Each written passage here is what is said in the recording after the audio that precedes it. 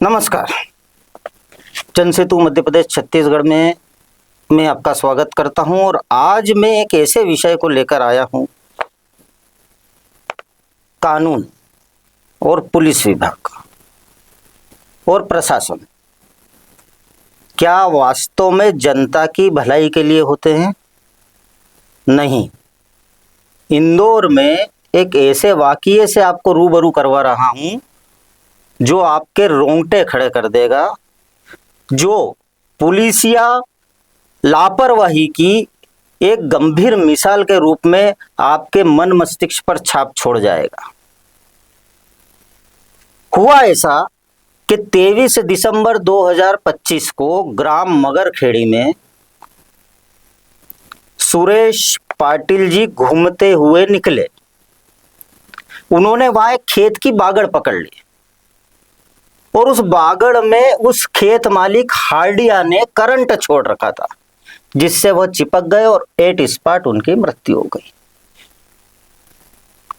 Postmortem report में 4 जगह current लगना उन्हें बताया गया, परंतु पुलिस प्रशासन ने अपनी लापरवाही, निरंकुशता और दबे छुपे शब्दों में कहें तो खेत मालिक से साठ गांठ कर ऐसी कहानी रची कि एफआईआर तक नहीं हो पाई। आज उनके पुत्र मेरे साथ बैठे हुए हैं जो आपको बताएंगे कि उनके साथ क्या क्या घटित हुआ। एक एक शब्द प्रशासनिक लापरवाही का नमूना आपके सामने आएगा और यह गरीब परिवार, पीड़ित परिवार कैसे जगह जगह ठोकरें खाता हुआ आखिर न्यायालय कैसे पहुंचा और क्या हुआ, और जो चाहा था वो क्यों नहीं हो रहा है, उन सब के बारे में हम बाद में बातें करेंगे। बताइए आप, क्या हुआ था? जैसे कि आपने बताया कि 23 तारीख को मेरे पिताजी की मृत्यु हुई करंट लगने से। मैं तुरंत पुलिस स्टेशन गया। मैंने वहां से जाने के बाद में रिपोर्ट लिखवाई तो पुलिस का मुझे पहले यही बोला गया था कि ये एक दुर्घटना है, जबकि मैंने खुद मेरे आंखों से देखा कि मेरे पिताजी को करंट लगा हुआ था। उनने करंट के वायर मतलब जो फेंसिंग थी उसको पकड़ के रख रखा था। फिर भी मुझे यही बोला गया कि ये दुर्घटना है, दुर्घटना में ही रिपोर्ट कीजिए आप। मैं तब भी नहीं माना। मैंने आगे जाके और उनसे आवेदन दिया। मैंने पहला आवेदन जो मेरा दिया था वो 29/12/2025 को दिया था। उसके बाद में भी कुछ नहीं हुआ। कंटिन्यू मैं पुलिस स्टेशन के चक्कर काटता रहा कि सर मेरा कुछ कर दीजिए। टीआई सर से भी मिला कि सर रिपोर्ट लिखवा दीजिए, आप कुछ तो कीजिए मेरा, लेकिन उनने कुछ नहीं किया। आखिर में मेरे को मजबूरी में जाके कमिश्नर ऑफिस में जाना पड़ा। मैंने वहां पर भी आवेदन दिया उनको। जो मेरा आवेदन था कमिश्नर ऑफिस का वो 11/2/2026 का था, लेकिन उसके बाद में भी कुछ भी नहीं हुआ। पुलिस वालों का सिर्फ मुझे एक ही कहना था, ये एक दुर्घटना है, इसे दुर्घटना में ही डाला जाएगा, या तो आप बैठ के बात कर लीजिए सामने वालों से। मुझे 1-2 जनों जो मेरे परिचित है उनसे भी मुझे बोला गया कि हमारे पास फोन आया गया है जो खेत मालिक है दयाशंकर हाडिया, उनसे कि आप बैठ के बात कर लीजिए और इसको यहीं खत्म कर दीजिए, आगे मत बढ़ाइए। लेकिन फिर भी कुछ नहीं हुआ। पुलिस विभाग से भी प्रेशर डालने के लिए फोन आया था आपके पास?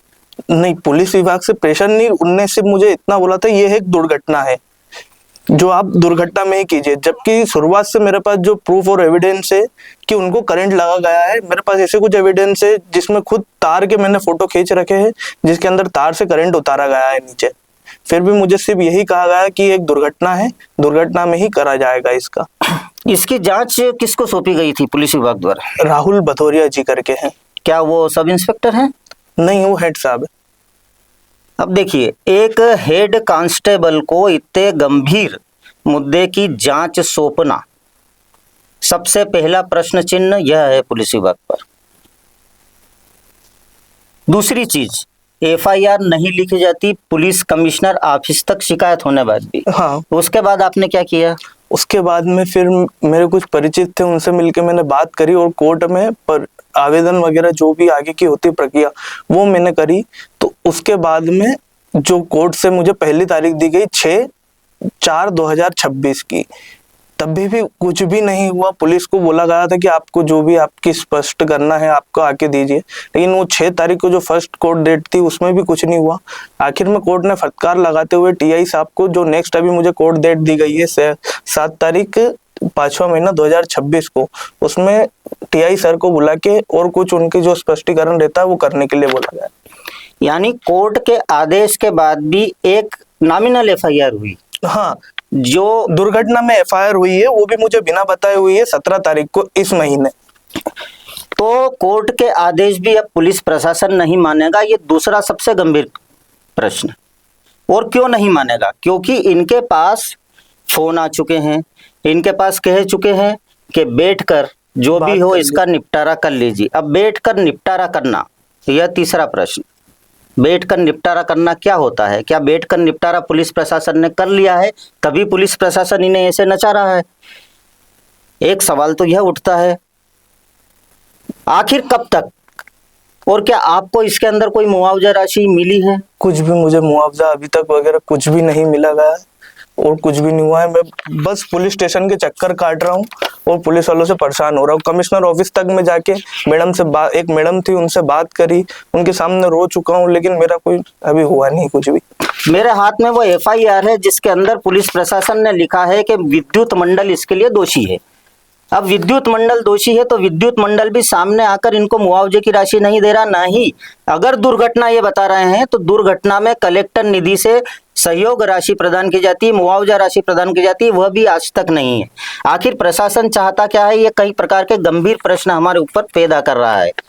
आपको और कुछ कहना है हमारे चैनल के माध्यम से? बस इतना है कि मैं बहुत बुरा परेशान हो चुका हूँ, बस चक्कर काट के पुलिस स्टेशन वगैरह सब जगह के, लेकिन मेरा कहीं कुछ भी नहीं होने को तैयार। यह एक ज्वलंत प्रश्न और ज्वलंत समस्या जो हमारा पुलिस विभाग कार्य करता है उसके ऊपर है। यह पीड़ित परिवार, आपके परिवार का भरण पोषण आपके पिताजी करते होंगे? मेरे पिताजी करते थे। कितने सदस्य हैं आपके घर में? मेरे घर में अब 3 सदस्य बचे, मेरी मम्मी, बहन और मैं। अब जीविका के लिए यह परिवार कहाँ जाए?